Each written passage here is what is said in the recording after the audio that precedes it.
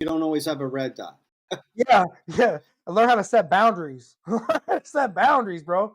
Okay, next up, here we go. Last one for this topic. The D word, baby.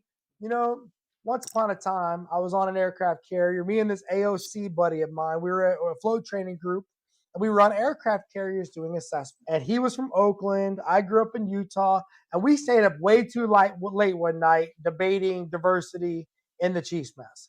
Just up, and this was back, I think probably it was during the Obama election years. So it was like 2008. So just put that in reference, right? It was Obama versus Romney, as a matter of fact. So that was the context, right? And he was telling me all his perspectives on diversity and why it matters. And I hear all that, but I'm like, bro, but I'm a chief and you a chief. Like, we both got to the same point.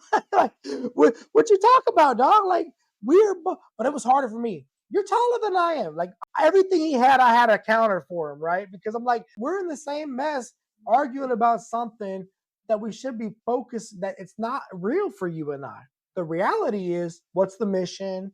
How do we work it together? And we had some rules in the Chiefs mess, which we don't talk about politics, religion, and things that are going to be just constantly divisive because it's not good for the team, right? But I remember having that conversation with him, and this is, of course, this is back when we still put flash drives in government computers, right?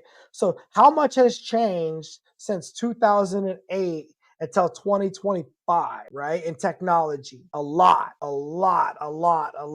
And so I could appreciate where, coming out of the 90s or coming even out of the 2000s or the 70s and the 60s and the whatever, that there was this perception that there needed to be extra care to ensure everybody got access, no matter what unfortunately, your stereotype was going to be, right? If you were a freckle-faced kid, you might not get the same opportunity as the guy with the beach blonde hair and the cinnamon skin, right? Just how it go, right?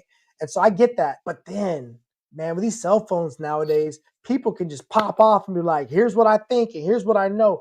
And what happened was, we just kept figuring out ways to divide ourselves up, right? And it got so far out of the box that I remember on Ashland, not for nothing, not to get into politics, but when they canceled all those dang months, all those different months that you had to do cakes for, bro, I cheered at home because I was exhausted trying to always party plan all the different parties for all the different groups, because it was like we just kept figuring out a new way to divide it, right? We're going to divide it here and divide it there.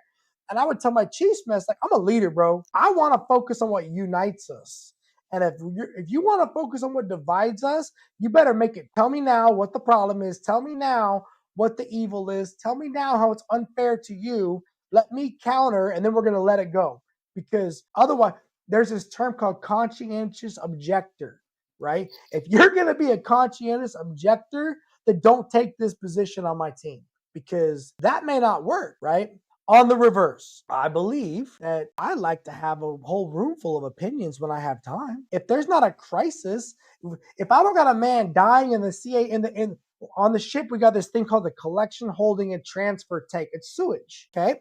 So if I have a rupture in my sewage pump room, that's going to kill somebody. Okay. So I got to get down there very quickly to make sure no one's dying. As soon as I verify no one's dying, I'm going to back out, close all the doors, take all our gear out.